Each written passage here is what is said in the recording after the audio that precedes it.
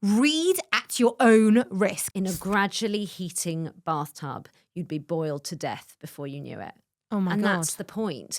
You don't realise when you're sitting in it what's happening to you, but you're still going to boil to death if you don't turn the bloody water off. I didn't scream. I didn't cry. I just couldn't sleep without the lights on. This is the only book that has ever given me nightmares. This book changed the way I look at the entire world. I couldn't love you more if I tried. And if something came up like this, it would literally entirely break my world. Well, we're back. Hello, I am Sophie. And I'm Kaya. And today we are here to talk about the books that scared us. From leaving the lights on to an full-blown existential crisis. I'm not even joking. But also those, I'm going to say, weirder and wonderful fears that aren't necessarily the things that you think would make you afraid, but they still do. Welcome to Sophie's therapy session. Thanks for that. But yes, we hope you enjoy it. And let's get going.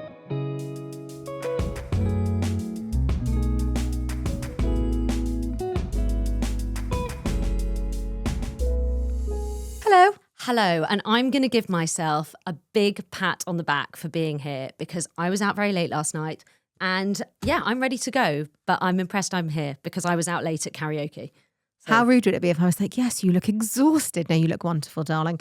How are you? I'm fine. How are you? I'm fine. I was actually up late last night reading shock horror on a reading podcast. Let's talk about reading. I'm deep in Empire of the Dawn by J. Christoph, which is the third installment in the most magnificent fantasy trilogy. There are always so many installments in a fantasy I'm situation. Actually gutted it's the last one, and I can feel myself like panicking, like what am I going to do once this finishes? Because these characters have lived with me, these vampires and martyrs and saints, and oh, it's so good. Okay.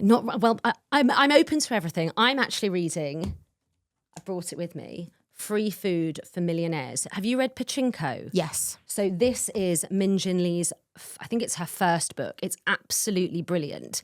And I was thinking about bringing it up today. But when this is a weird thing. I don't know if it's just me. Actually, I know it's not just me because I've seen memes about this. I actually, literally, a minute after I put it down and I was thinking, what would I say about this book? I literally could not remember the name of the main character. Her name is Casey Han, but when I put it down, it could have been anything. And it really made me think about like strange things like that with reading that, like, how do you forget it? Like I've just read it. But that also made me think about our topic for today, which I know initially I was keener. And I was not. To talk about the new, but we're talking about the books that made us scared, not necessarily in the way that you might think. But fear, in my opinion, and I think now that we've chatted about this a little bit, you would agree, fear sticks. Because with some of these books that have made me afraid, I won't ever forget them. I won't forget the characters' names. They stay in my head as if I read them 10 minutes ago when actually it was more like 17 years ago. Juxtaposed with when you pick up a book and you can't remember the character's name even when you've picked it up. And you I'm are reading. A deeply intenseful reader. You're not someone that just skims. Why, thank you. You are. Why, thank you. It's interesting because if you think about fear, and I'm not someone who loves a horror movie at all or a book that is predicated on the basis that it's going to frighten me. But actually, if you're in like a dark cinema and you've got the very immersive experience of watching something and you've got the sound, you've got all of that kind of feel, I think it's much more impressive when a book does that to you because it's just words on a page that you can close. And if you're invested in the text and you are feeling so unsettled and discombobulated, that's a much greater feat to achieve. Because you could just close it, but you don't. 100%. But I think what's important for anyone listening who's thinking, okay, I'm really not into horror. Thanks very much, girls. See you next week.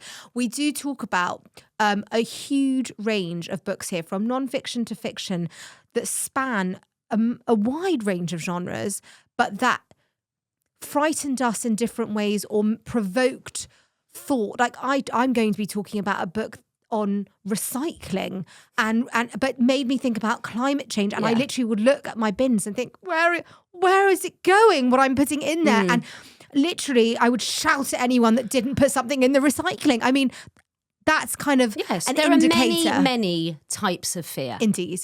And I think that's what we will be covering. And I think one of the things we were actually discussing before we came in is that it's so interesting that scary books, and I use that term loosely because, as we said, there's lots of different types of being scared, but they all, I think most of these books that we've got today, they all touch upon these bigger issues, whether it's climate change or nature v nurture, that they make you think. Indeed, like societal impact. I mean, 1984 is being talked about constantly at the moment because of the volatility in politics, and that's something that we will touch upon. I am gearing up to an Orwellian lecture for 3 hours. I'm not today. Cannot wait. It's going to happen. Cannot wait. I'm looking at it there and I am ready for it. But we're going to start with, I think, one of the most important books in Sophie's history. Sophie, I actually think you look very well rested, and I have not been getting the barrage of texts at 5 a.m. from you. I have tried something new over the past couple of weeks, and it's adaptogenic coffee. I am a massive coffee drinker, but I have always found that often by the afternoon, I get very jittery, and I always need to have more than one cup to keep me going. But I tried London Nootropics. I was so surprised by how delicious it smelt and tasted, but also the wonders that it did for me in terms of my focus. Because it is known to boost mental clarity. I think Flo's got lion's mane and rhodiola. I've tried Flo, which is perfect for me, and it gives me a real sense of focus. And actually, as a massive reader, which you and I both are, do you not find that these days you get so much more easily distracted? And Flo has really helped me with that. And what's more, I've only needed the one coffee to get me through the day. And the point is, there's still caffeine in this, but it's enhanced by 2 adaptogens. And we have so excitingly got a discount code for you because they are very kindly sponsoring this podcast. If you are interested in trying these fantastic products, you can get 20% off. So if you head to londonnootropics.com, type in our discount code, which is Biblio, and you'll be able to see for yourself and find your own Flo, I hope. This is the only book that has ever given me nightmares. So I want to talk about Kevin. In fact, we need to talk about Kevin. You always need to talk about Kevin. We need to talk about Literally. Kevin. So this is the only book that's ever given me nightmares. I think I had about 2 or 3 over the course of a week. And how close were you to have to reading it that it gave you nightmares? Was it in the middle? No, was it was towards the end. Okay. And I think that it's interesting because a nightmare obviously is, I suppose, the typical reaction to fear. Like if something scares you, you think of nightmares, don't you? But I wouldn't say in any way that this is sort of a typically scary book. So I actually never know how to use this phrase. Would you say this book is an epistolary, or it's written in an epistolary? It's an epistolary. I think. Letters. That the word is epistolary, apologies, but it's written in the form of letters from Kevin's mother, Eva, to Kevin's father, Frank. The thing about this book that gets me is that it all centres on nature v nurture. You've got Eva, she has her first child, Kevin, and as Kevin is a baby and growing up, you're seeing both sides as a reader. I mean, Eva is a totally unreliable narrator. You can't really trust her. She is not, and I actually don't like this phrase, she's not a natural mother, but she doesn't take to having a baby. It's quite clear that there's very little joy in that newborn period, but I think that's something many of us can relate to, whether we articulate it or not.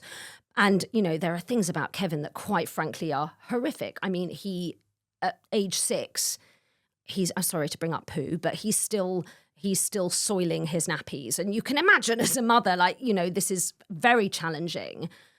But you're sort of trying to work out here, okay, Eva, does she love him? And that lack of love, per se, is interlinked with Kevin, who we can see as he grows older.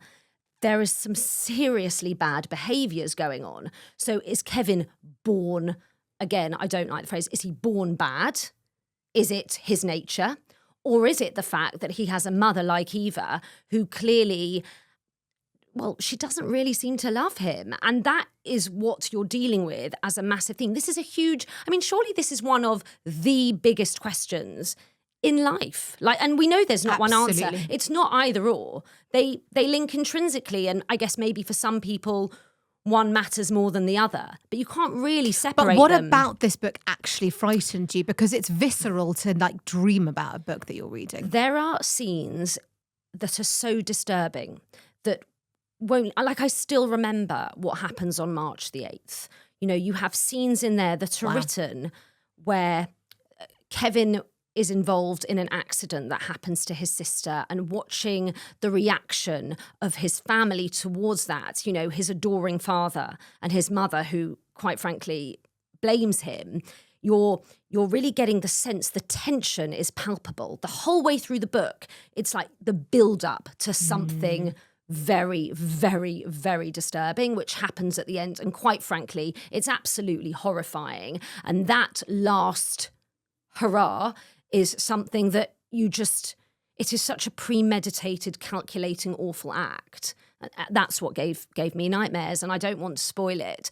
But, you know, it was funny because I was watching a YouTube short on someone talking about this book. It was bizarre. She was holding it up, and in the background there was this kid's music like Coco Melon. And she's like, this is such an amazing book. And like talking about it with that music, it was totally weird. But it is an amazing book, despite the horror and the terror. It is an amazing book in how, though it scares you, it stays with you, and it stays with you making you think about hugely important questions. So interesting, because when we were researching, I was thinking about the books that have actually frightened me for this little section. I was thinking about psychological fear versus the very gratuitous acts of violence that you see in books such as Blood Meridian, which I have somewhere. And the book that made me absolutely petrified is Come Closer. I didn't scream. I didn't cry. I just couldn't sleep without the lights on. This book literally made me have to leave my hallway light on for 3 nights. It is, and I didn't read it to get frightened. I love an unraveling female protagonist. And I love if there's like a female rage aspect to it. It's a very, very slim book, and it's on loads of lists as one of the most frightening books people have read. It's about a woman that is going through a demon possession without realising it. I don't feel like we've ever talked about this And book. I feel like I need to read it. Strange noises in the apartment, impulsive behaviour, intense dreams. There's a mythological folklore element to it. And it really, really, really made me very aware of every noise in the house. Is that so weird? No, I don't think it is, because it's such an immersive experience. But I hate scary books. Like, you cannot talk about scary books without talking about Tender is the Flesh. Tender is the Flesh is about the corporate, well, it's about the legalization of cannibalism, but it becomes corporate, and people are farmed. People are farmed to be eaten. It's incredibly, incredibly violent. Can't read that at night. But it's so thought-provoking, and so, like, you do think, is this what animals go through? Like, it really, really, really does get you in the chest. It's one of the books that I won't tell everyone to read it. I don't think many people could read this. I think that's the nature of some of these books. You're not going to say, oh, you're going to take this one on your holiday. That's a great one for by the pool. But some of them, you'll see, some of them are. Have you read any Cormac McCarthy? Yes, The Road. The Road. I mean, Blood Meridian is, I mean, it does link in with some other books that I wanted to talk about. This is very dystopian. It's a gang who gets swept up in a relentless tide of blood. I mean, it is very, very, very hard to read. But these books are very hard to read. I hadn't read either of those two, but do you remember that one we read together? You mean the book that made me want to punch the author in the face? Obviously, I am not in any way suggesting I wanted to be violent to another human being. You talk about this a lot, wanting to punch him in the face. Oh my God. Okay, read at your own risk. And I say that to everyone because, okay, I'm someone that will go to the end if there is something that's coming up and I want to know what's going to happen and I don't want to enjoy it, and I will read. I think you often read the end first. I do. You say I'm weird. You have a go at me for bending corners, but desecration, whatever. But you go to the last page before you've barely made it through the first chapter, love. Here is my logic. I would rather know what's going to happen and see it unfold in a relaxed fashion, being able to pick up on all the little points that plot it through, rather than sit there anxious, worrying what's going to happen. I like a bit of sitting there anxious, knowing what's going to Hate happen. it. I think that's part of reading. I think it's part of life, and that's the problem that I have with life, that I just want to know what's going to happen, and you just don't know. Well, that book is definitely not good for someone like you. No, it's not, because there is no clean-cut, nice resolution at the end. In fact, everything is left hanging. Yeah, and it's one thing having an open ending, because I think a lot of books do have an open ending, but that one, it just feels like there are so many questions. There's so many questions. The reason why it's petrifying, and I say petrifying genuinely, and I didn't think it was going to scare me to the extent it did, is that it's like you're just brought into the plot where a house is being rented out and everything's it's like an Airbnb, fine. isn't it? Yes, and it's very upmarket. And then suddenly all devices go dead, and there's loud booms in the sky, and you don't know whether it's nuclear or what's going on from an army perspective. It's set in America. It feels very real. It's not surreal in any way. It feels really real. And then things just start happening to the characters. Is there a film of it? Yes, I think no, it's a Netflix film. Netflix. Yes. I haven't seen that. Nor have I, because I don't even want this book in my house. But that book also, and one of my worst things ever, and I've had dreams, actually nightmares about this, is teeth falling out. And all I'm going to say is there is a bit of teeth. Fear. No, but it's a very common.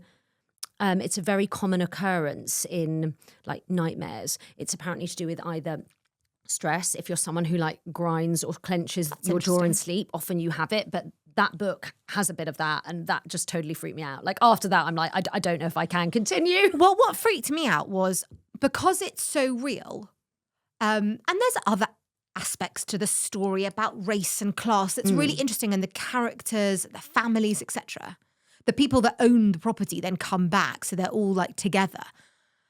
But just the concept of what if, okay, we all know how reliant we are on our phones and devices, obvious. Yeah. But now in terms of, knowing what's going on in the world. Yeah. You can't leave your property. I was like, I wouldn't even be able to go check on my mum and dad, like my brother up the road. Like, what would I do? What if my kids weren't in the house? It really sent me into such a spiral.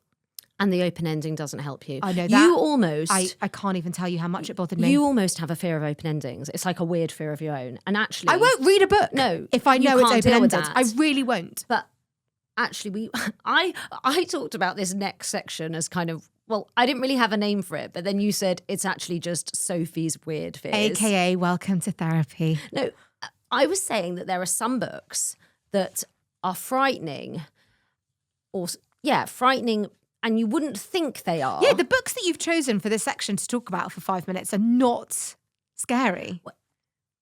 Maybe not on the surface, but the issues that they tackle really scare me. Okay, so no one would probably think that The Names by Florence Knapp is a scary book. It's been on loads of lists of best books from 2025. It's been huge. It's been absolutely huge. And in the story, there is a mother. It actually pretty much opens with this. There's a big, there's an element of domestic violence that the book opens with, but there is a mother who is going to name her son, and we then have 3 scenarios that are woven throughout the book where her son has 3 different names and what the possible outcome, what his life would be like with each of those different names. How interesting. So there's Julian, Bear, and I always say Gavin, and it's not Gavin, it's Gordon. Okay. But I forget, but I did remember this time. But it's how his life would turn out based on that decision. I find that really scary. Well, okay, maybe scary is a bit dramatic, but it's so thought-provoking, and it really made me just slightly shudder. Like, okay, I've called my kids Tamara, Alice and Ruben. What if they were called Jenna, Carly and Seymour? I don't know. Do you think it would really impact their personalities? In this book, then the act of naming is very much linked to the violent husband. But I still think because Bear, one strand is Bear, and that's or is it Gordon? So apologies for forgetting. But one of them, the child is named directly after, see, I can't remember a book, directly after his father, who is violent. And there's something really in that, the power of names, but take names out of it. It's the power of the choices we make that we don't necessarily think are going to make a huge impact. They really can. It's like Sliding Doors. I still think about that film. What happens if you miss the train or get on it? Well, I think and about this that is an all, act. I think about that all the time. The tiny micro decisions that we make that lead to meeting someone that changes your life. We talked about this. If our friend Talia had not invited us for over at the same time, we wouldn't have met.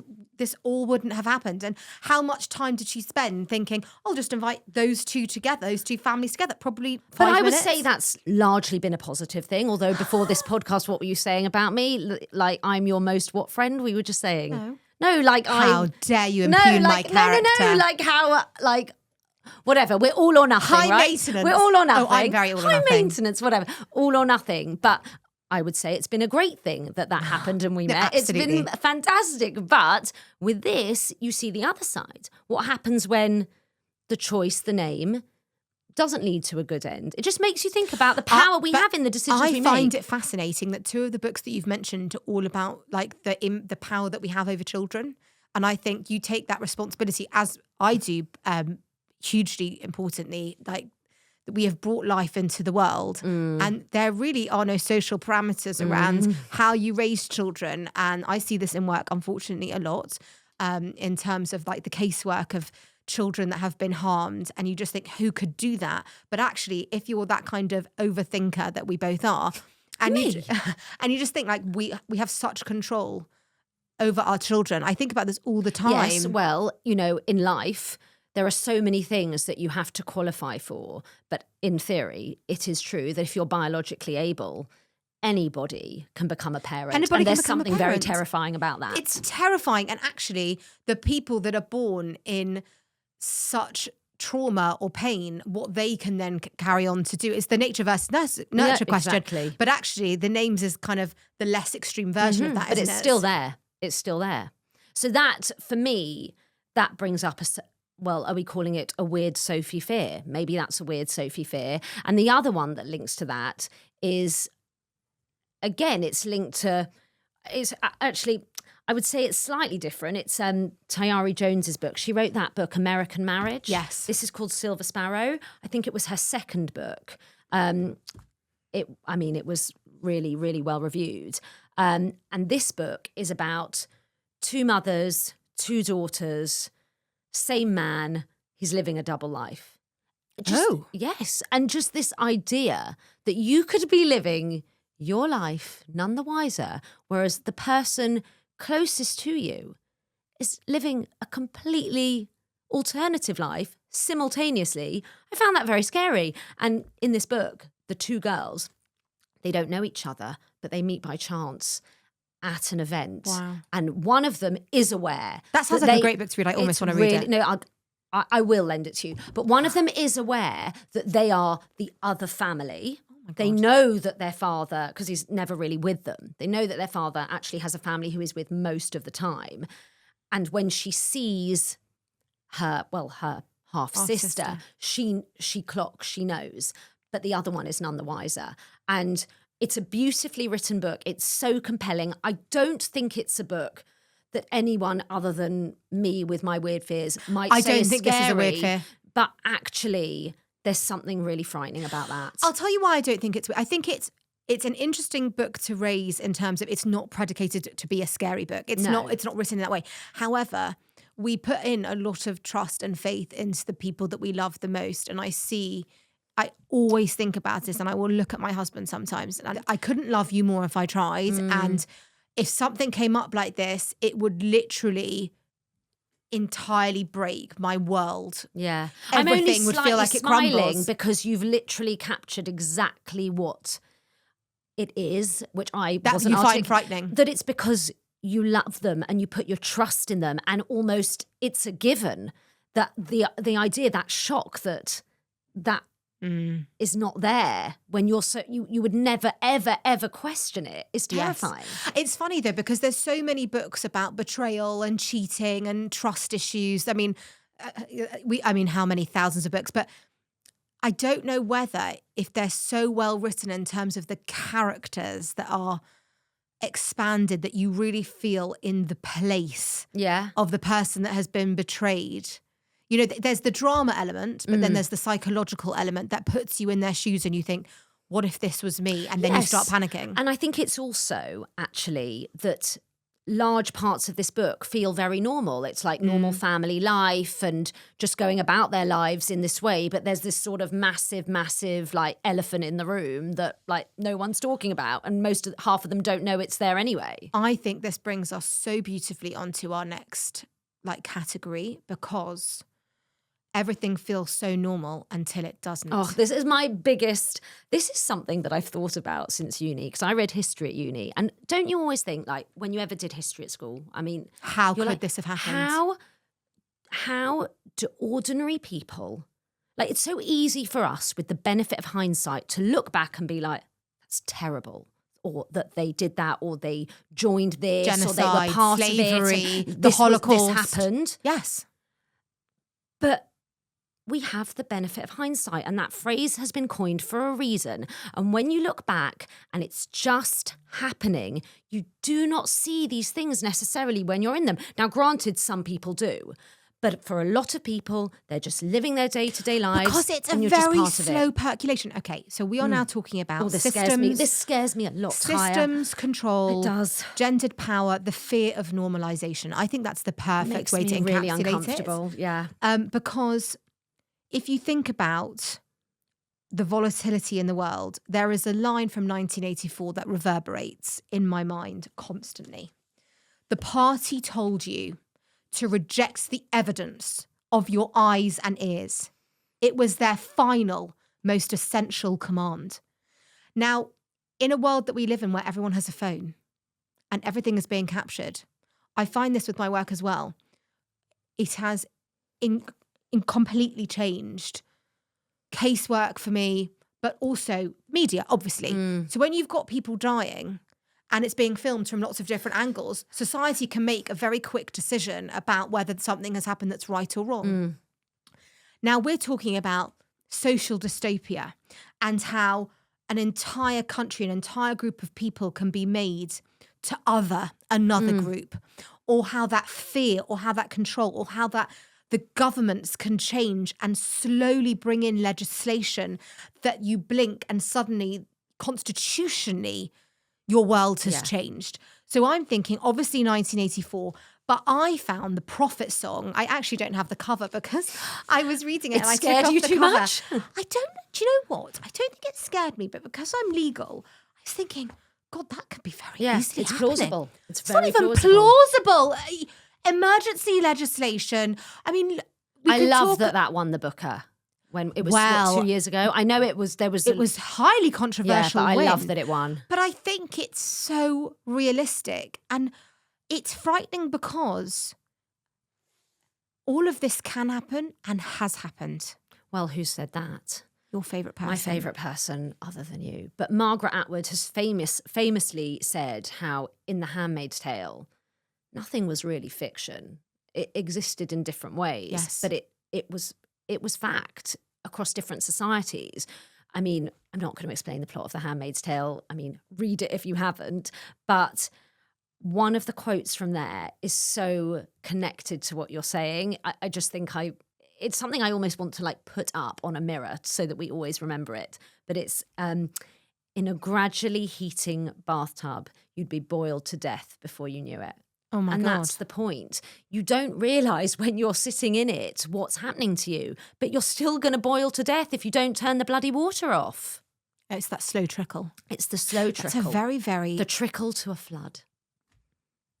But How by the beautifully time it's a flood, it's too late for you to get out of it. And I think that's entirely the whole nature of The Handmaid's Tale. And I love the way that book's structured because you're very much there in the present with Offred. You are living in the present. You are watching as she goes about her life. But then there are these flashbacks to her life before, how she arrives at the shop I think she's wanting to use her cards and suddenly, oh, sorry, you don't have an account anymore. And it's just like these step by step, the infringement of rights. And before you know it, they're gone and it's too late. The degradation of society. I think it's something, well, actually, The Handmaid's Tale it's quite gratuitous in nature.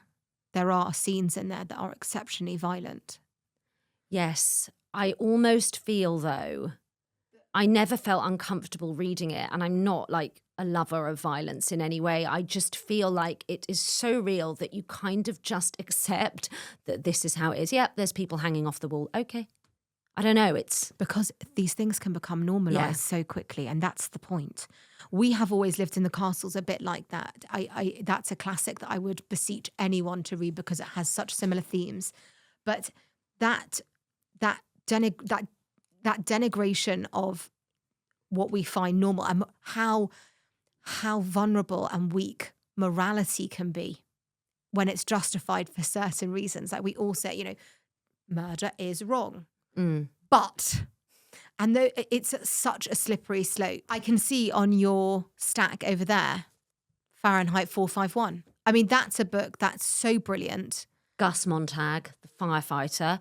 This is a society where book burning is what happens. Whereas now we sit here and we think, I always think like book burning is so symbolic, isn't it? It's not necessarily the physical act of burning the book, it's what it represents, which is the burning of ideas and thought, essentially. It's so destructive because of that.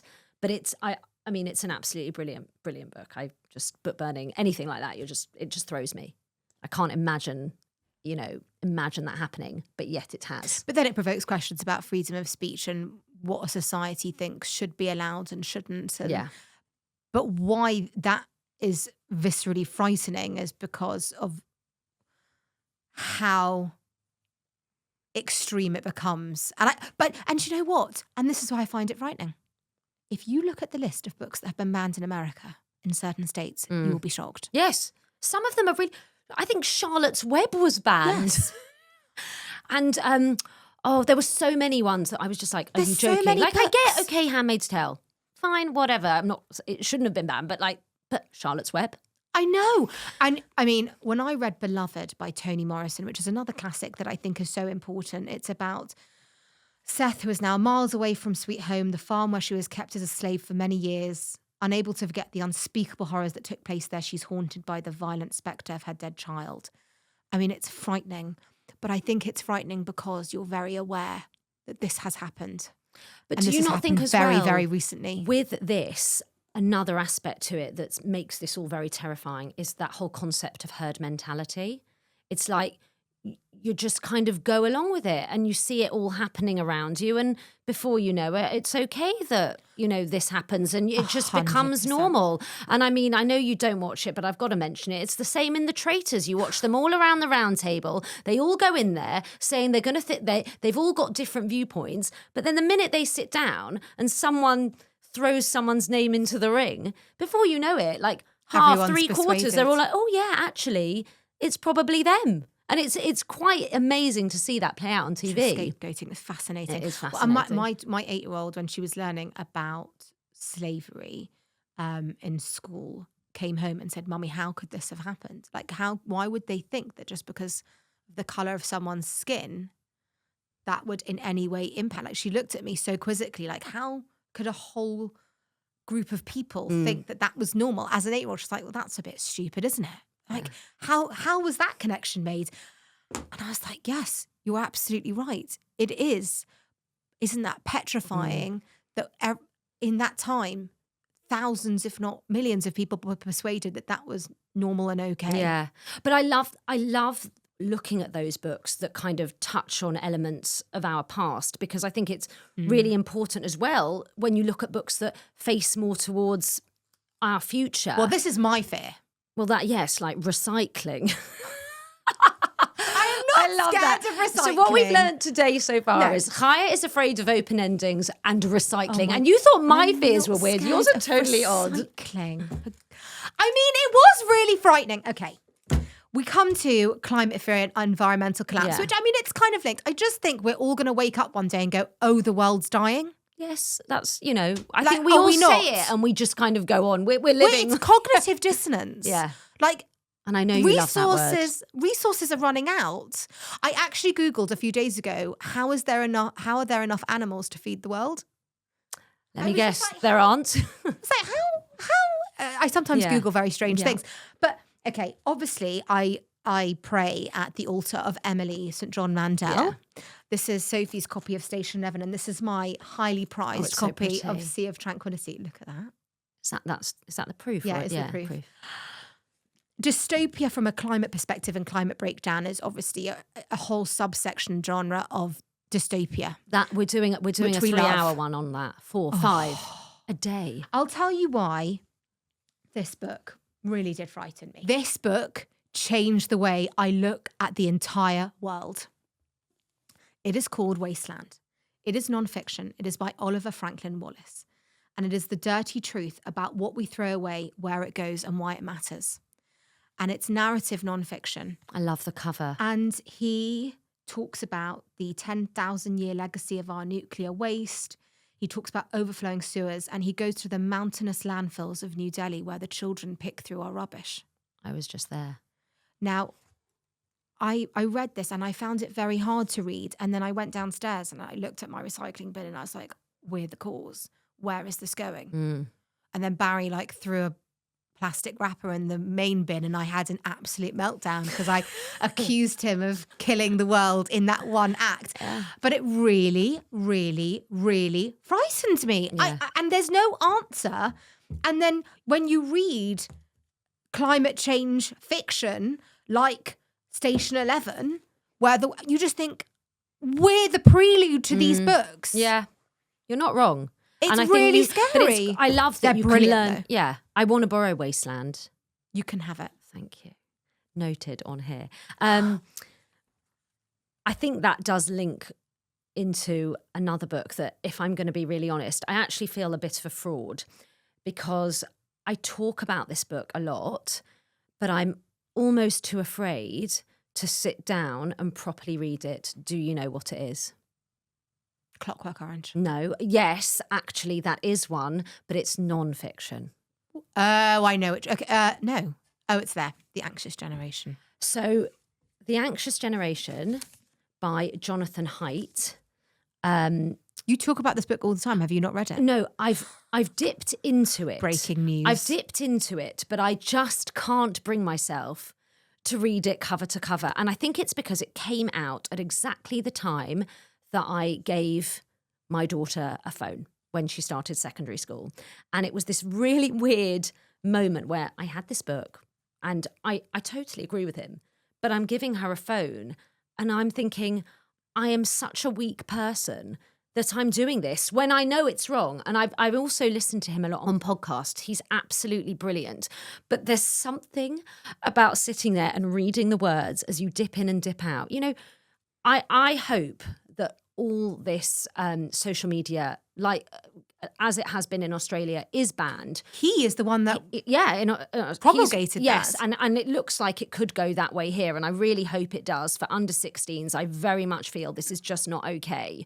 But this will make you think. And look, as a parent, as someone who has a responsibility, I do feel a little bit ashamed of myself that You had to give her a phone. No, but this is another discussion. Yes, but it's the access. And it's also, we so believe that it's about content. Okay, let's just turn off the settings so they don't see terrible things like, I don't know, beheadings, awful things that you can just easily see online. But it's actually not that. So much of the content that kids are seeing that you might think is just not obviously explicitly adult is even more damaging. Just looking at other kids living their best life or makeup tutorials, kids, I don't know, I take issue with a lot of that. And a lot of that is in The Anxious Generation. And in my mind, this is a book about the present day. We've looked at the past, we've looked at the future, but here is the present day / future. And I actually just need to woman up and read this book. And maybe that's something I'll do before I come back next time. Read it properly. I love the title, The Anxious Generation, though, because I think mental health and anxiety it has to be so linked. Of course. to the fact that we are being bombarded at all hours of the day with news and with information and with content. That we don't need, that just damages us. Like, I don't care that my dentist's wife's cousin's dog has some rare disease and they're posting pictures of it. Like, you just don't care. There's just a way too much info everywhere. And I know you and I, we both love going down a rabbit hole. Like, we totally do. Definitely. But some rabbit holes are just not safe. You should just not be going down them. And I think that's a key part of this book. And as people in the present, I think it's so important that... Well, what it does to our brains when we don't know how to switch off. And I see that with children a lot, actually, that if they're constantly on screens, they don't know how to self-soothe or get themselves into a place where they can emotionally regulate. And they're just like, okay, just if you're very upset, just watch something and relax. That's incredibly dangerous. Yeah. And I think we're all a bit guilty of it, of course. The digital nanny. Yes. And she's free. Like, come on. She is free, and she is a very important presence around. in my house. She's around. Yeah, I think in terms of, I almost feel that when I read books about climate change breakdown, as much as I know it's coming, you're right, it's still not our present. Whereas that's very frightening because you're reading about the damage that's being done now. It's like, you know how you learn on the job. You are on the job now. Whereas bloody well learn. Where if we think about Clara and the Sun and the Unworthy. Oh, I love Clara and the Sun. Clara and the Sun by Kazao Shiguro. I've got to stop talking about him. I feel like it's really awkward. No, that I'm almost like, please, Kazao. We do love him. And I mean, The Unworthy is by the writer of Tender is the Flesh, Agostina Bazterrica. Oh, please say that again. Say it again. Agostina Bazterrica. I probably have completely messed that up. You sounded fluent. I really apologise. But The Unworthy is amazing. It's a bit like I Who Have Never Known Men, which I've insisted you read because it's dystopia that you're going to love. See, I do what Chaya tells me. She says, buy this book. I've actually never heard of it, but it's like a TikTok sensation. I'm exposing my age. Firstly, it looks quite slim. And the back, I mean, line 1, I'm in it. Deep underground, 39 women live imprisoned in a cage. I mean... And they don't know anything about the outside. Or they do, but they can't really remember. I don't want to ruin it for you. But I love that it's something like this is so brilliant. Popular. Well, The Unworthy is about a woman that is in a convent to save them from the outside world, which has died. Oh. And it's it's violent, but it's also brilliant. It's a bit... We talk about, I think it's Plato's cave and, you know, how the fear of the unknown, but also the safety of being inside when outside is so volatile. Yeah. Or the concept actually philosophically is, what is happiness? Someone in a cave is going to be happy in their cave. They don't know what happiness is outside. Well, is it not ignorance is bliss in a way? Indeed. So that's the non-philosophical way of saying it. Yes. Ignorance is bliss. You can, will you say it in Latin? Next time I will. But that's why I think The Anxious Generation frightens me more. And I wouldn't want to read it because then I'd have to actually accept how much damage I am doing to my brain.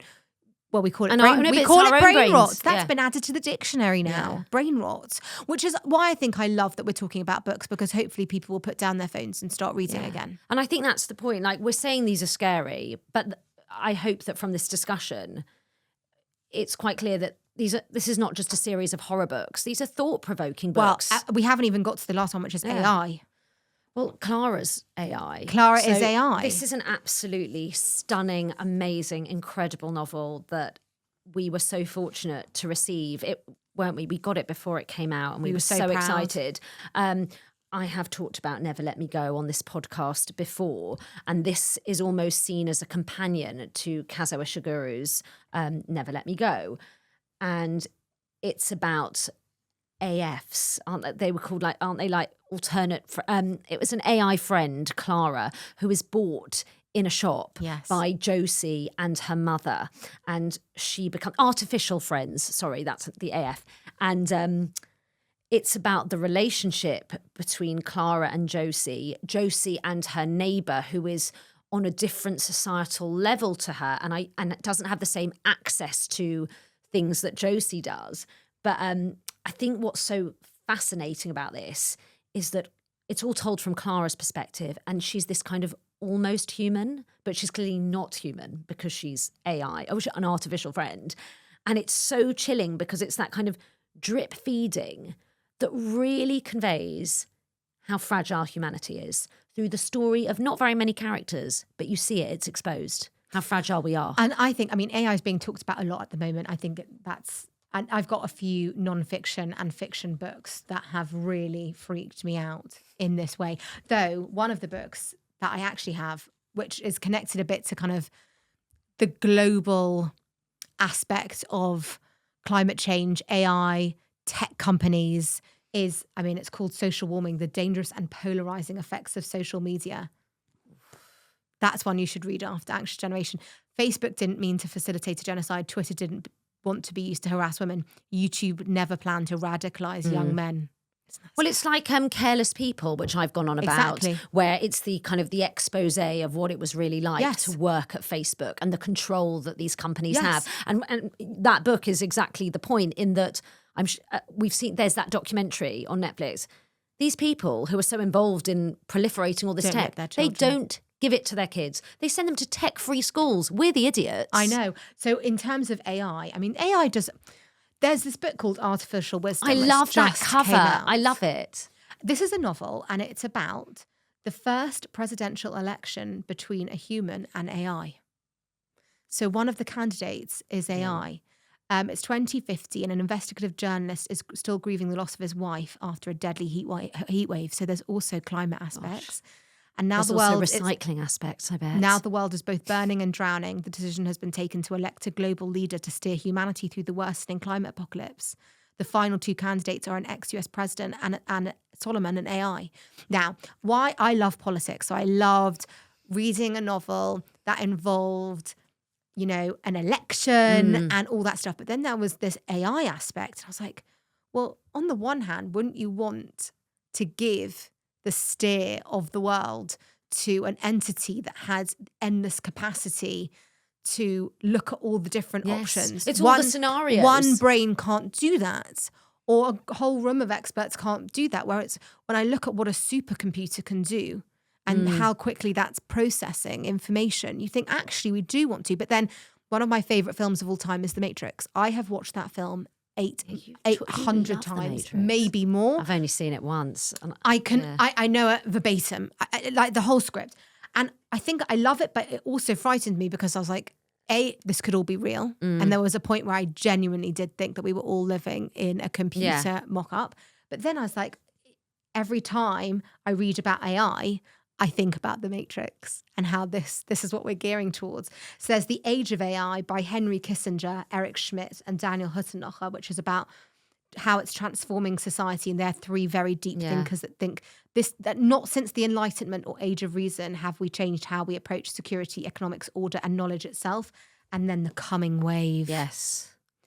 Everything is about to change. We are not prepared. How frightening is that? It is frightening. Just the cover is frightening, but it's funny when you talk about how the positives, I suppose, in that kind of leadership with like the positives of AI, because there are many, but what always freaks me out on chat is if you put something in it and they always just sort of chat just flatters you. What a wonderful idea, Sophie. You love your friend ChatGPT. I'm like, oh, thank you so much. I was like, but what about something completely different? Another fantastic idea. Let's run with it. And that actually is bloody terrifying. There are children that are going to ChatGPT like a counsellor, and then what ChatGPT is coming to tell them is really frightening. Yeah. I love how books can really provoke that thought, but then provoke those fears. I wonder whether these books have such an important place because this is what we can see as possibilities. Well, we can bring them back. Well, there are many strands, I suppose, but it's also the fear of the unknown and the fear of the familiar and how that's present in all of it, really, isn't it? 5 years ago, did we know the words ChatGPT, AI? Was that in our consciousness? Yeah. Whereas codependency is another one, how dependent we are. And this brings me to a book that I read. It came out February 2021. And this is a book called This Is How They Tell Me the World Ends: The Cyber Weapons Arms Race by Nicole Perlroth, who was a New York Times... like really light reading.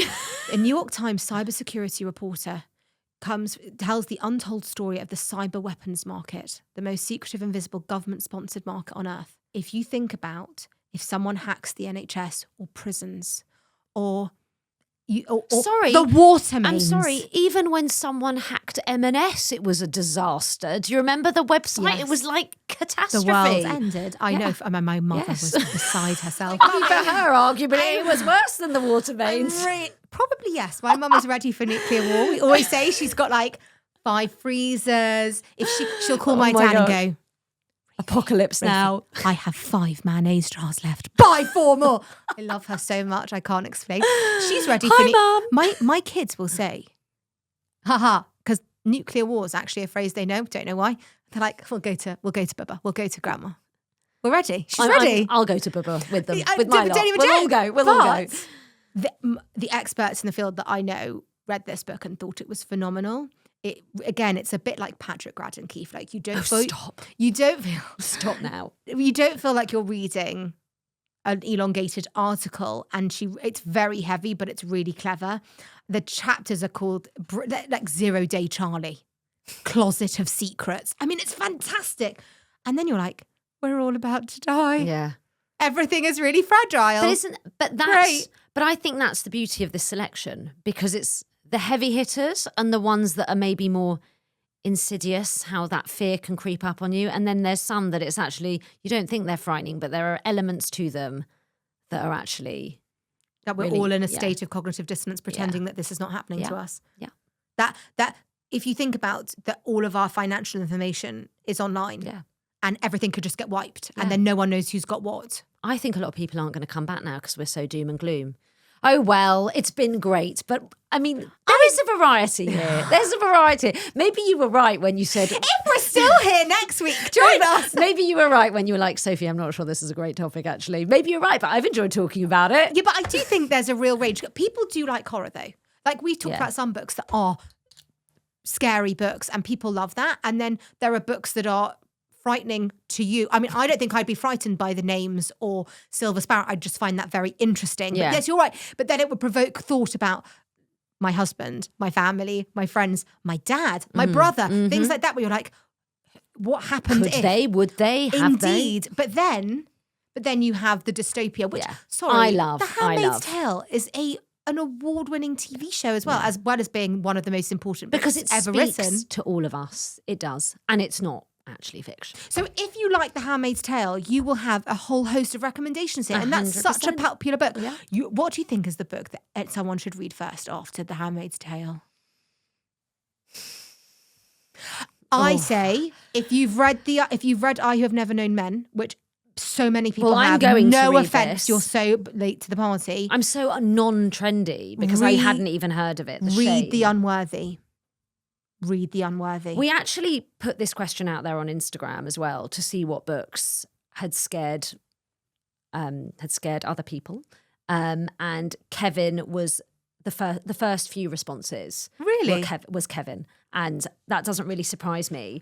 And there was quite a few of these were there. There was one that I want to mention just quickly because it is really scary. Educated by Tara Westover. Oh, fascinating. Which is, if you're into kind of, it is a bit culty, and it's about a family's relationship to each other.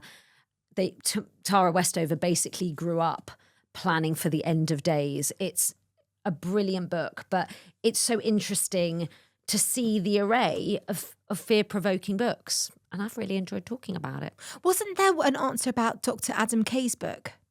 This is going to hurt. And how our bodies are so fragile, and any book about the fragility of our actual bodies. Well, I've just read The Story of a Heart by Dr. Rachel Clark, who is a palliative care doctor. And this centres on a heart transplant between a 9-year-old girl who is tragically killed in a car accident. Her name is Kira Ball. And Max, who is waiting desperately for a heart, also 9. And he is waiting and waiting on this list, hoping that he's going to get the chance to survive. And he does, thanks to Kira's heart. This book is astonishingly brilliant. It is She's such a good writer. Yeah. Her last book, Dear Life, made me we read that. weep. Yeah. But then also not be frightened of death in some way because of the beauty of palliative care that she presents. Yeah, and she does do that here. But I think what this book does make you aware of as a reader is almost simultaneously the power of the body and the fragility of the body. Like, and also how amazing humans are. Like, we have learned, not we, I mean I haven't, but humans have learned to transplant hearts. And one of the ways in which they learned was speaking to the top French embroiderers. How do we stitch? No. This is how we do it. And I think it's fascinating to look at the body in that way.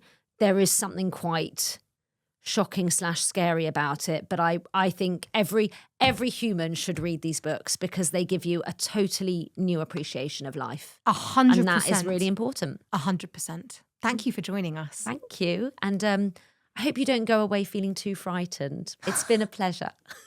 Thank you for listening.